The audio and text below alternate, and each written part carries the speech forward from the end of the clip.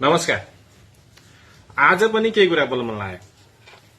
जो आज सामाजिक सञ्जाल हेर्दै गर्दाखेरि अप्रत्याशित रूपमा सम्माननीय प्रधानमन्त्रीज्यू संसदमा प्रवेश गर्नुभयो र बोल्नुभयो। जो प्रतिपक्ष सांसदज्यूहरू लगायत सत्तापक्षकै सांसदज्यूहरूले पटक पटकको इच्छा जाहेर गरिरहनु भएकै थियो। प्रधानमन्त्री संसदप्रति जवाफदेही हुनुपर्छ, बोल्नुपर्छ।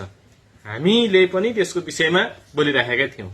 जो आज बोल्नुभयो, जे गर्नुभयो ठिकै गर्नुभयो, राम्रो गर्नुभयो। संसदप्रति म जवाफदेही छु, प्रतिबद्ध छु भन्ने जुन भाष्य प्रकट गर्नुभयो यो सफल नै रह्यो, राम्रै रह्यो भन्नु पर्ला। हिजोसम्म प्रधानमन्त्रीज्यू किन नबोल्नुभयो, बोल्नुपर्छ खै बोल्या भन्ने टाइपको कुराहरू आउँदै गर्दा आज प्रधानमन्त्रीज्यूको वक्तव्य सुन्दै गर्दाखेरि के बोल्या प्रधानमन्त्रीज्यू भन्ने कुरा आयो। के बोले?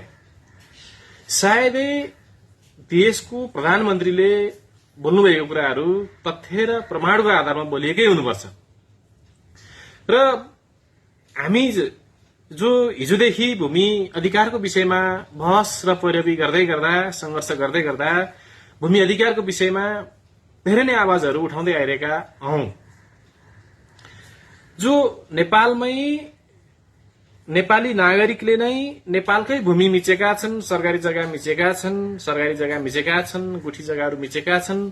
यसलाई पुनर्जागृति गर्नुपर्छ र ती सरकारी सार्वजनिक जग्गाहरू नेपाल सरकारको मातहतमा ल्याउनुपर्छ भनेर लामो संघर्ष गरिराखेको व्यक्ति म पनि हो। त्यसरी नै भारतले, हाम्रो छिमेकी राष्ट्र भारतले सीमावर्ती स्थानहरूमा नेपालको भूभाग हडपेको छ, मिचेको छ, हाम्रा थुप्रै जग्गाहरू भारतले आफ्नो बनायो भन्ने आवाजहरू पनि हामीले निकालिरहेका हौं। थुप्रै मान्छेहरूले जुन त्यो वर्षौंदेखि आइरहेको, हामीले सुनिरहेको कुरा थियो। तर आज एकाएक प्रधानमन्त्रीज्यूले जुन वक्तव्य दिनुभयो, संसदमा बोल्नुभयो, नेपालले पनि भारतको जग्गा मिचेको छ।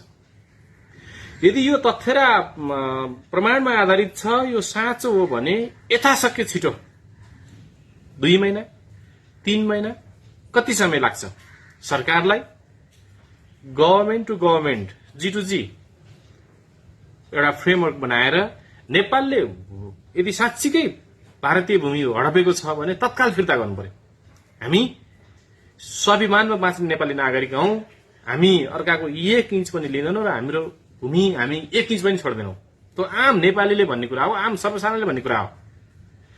जो यदि छ भने त्यसको तुरुन्त सार्वजनिक हुनु पर्यो। विभिन्न किसिमका कुराहरू उठिसकेको छ सामाजिक सञ्जालमा।